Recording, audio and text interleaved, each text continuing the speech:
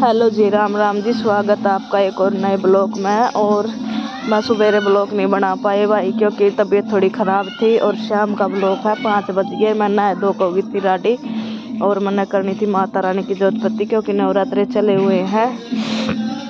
तो मैं बैठ गई थी आरती करने के लिए माता रानी की। आप सारे भी आरती कर लो, माता रानी के दर्शन कर लो भाई। जुकाम और बुखार ने तो बहुत बूंदा काम कर रखा है। मौसम खराब होने के कारण हो रहा है ये सारा सौदा।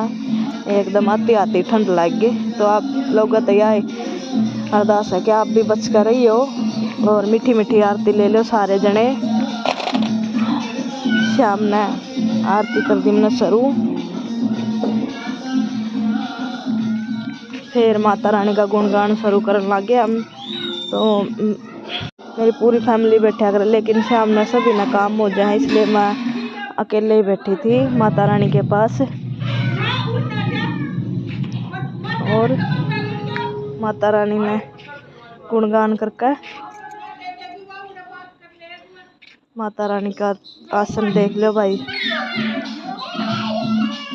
कमेंट करके बताइए कौन कौन पूजा करा है शाम ने। आज सभी करते होंगे। फिर मैंने माता रानी पर माथा टेका और आशीर्वाद लिया। और फिर मैंने मेरी बेटी आ गई थी नहा धो के अभी। और फिर मैंने मेरी बेटी का टिक्का कर दिया। फिर इनते दे दिया प्रसाद। दोनों आता है, छोटे छोटे आता में भी मेरी कन्या देवी है, माता के रूप में माता रानी ने दे रखा। फिर मैंने दे दिया बड़ी दीदी का प्रसाद। फिर मैंने भी प्रसाद खाया। और फिर मैं बनाने लगी अपने शाम के, क्योंकि मैं व्रत रखा करूँ। तो मैंने बना दी थी खीर की तैयारी कर दी थी भाई। 2-3 बार ये धो लिए, अच्छी तरह साफ कर लिए थे। फिर मैंने चढ़ा दी खीर,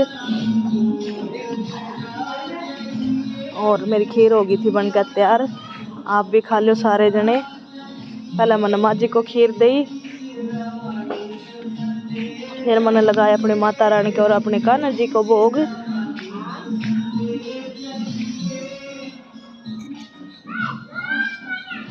कमेंट करके बताइए कौन कौन के चीज खाया करे माता रानी का भोग लाकर। राम राम जी सारे।